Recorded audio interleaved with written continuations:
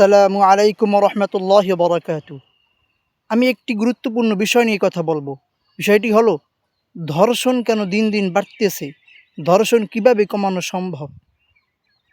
আমরা যদি প্রত্যেক ব্যক্তি এই চিন্তা করি, কেউ যদি আমরা পিতা হিসেবে চিন্তা করি, কেউ যদি আমরা ভাই হিসেবে চিন্তা করি, ধর্ষণ করার আগে বা কোনো মেয়েকে দেখে ইপটিজিং করার পূর্বে যদি আমরা এই চিন্তা করি যে আমি তো কারো পিতা, আমারও তো ঘরে মেয়ে রয়েছে, আমিও তো কারো ভাই, আমারও তো ঘরে বোন রয়েছে।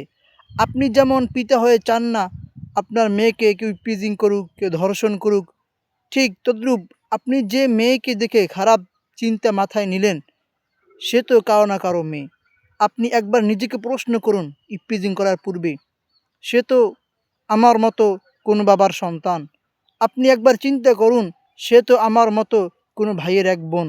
সুতরাং আপনি যেমন আপনার বোনকে ধর্ষণ করা হোক এটা চান না, তদ্রূপ আপনি কেমন একজন ভাই হয়ে, আপনি কেমন একজন পিতা হয়ে আপনি অন্য একজন বাবার সন্তানকে, অন্য একজন ভাইয়ের বোনকে আপনি ইপটিজিং করতে চাচ্ছেন, আপনি ধর্ষণ করতে চাচ্ছেন।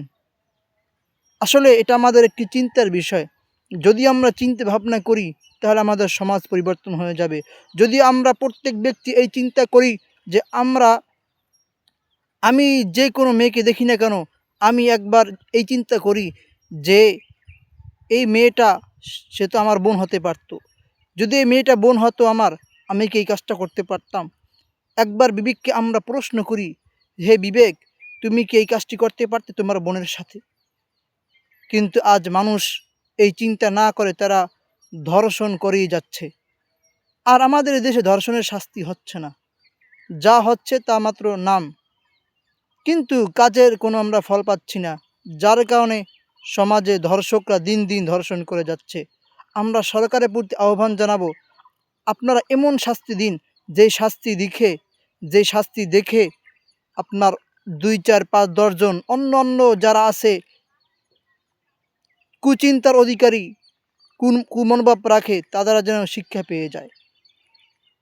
আমরা কোরআনের যে আইন বিধান আছে সেটা আমরা ফলো করি, তাহলেই দেখবেন যে সমাজ থেকে ধর্ষণ কমে যাবে, ধর্ষকরা পালিয়ে বেড়াবে, সকল ধর্ষক ভালো হয়ে যাবে। আসসালামু আলাইকুম রহমতুল্লাহ।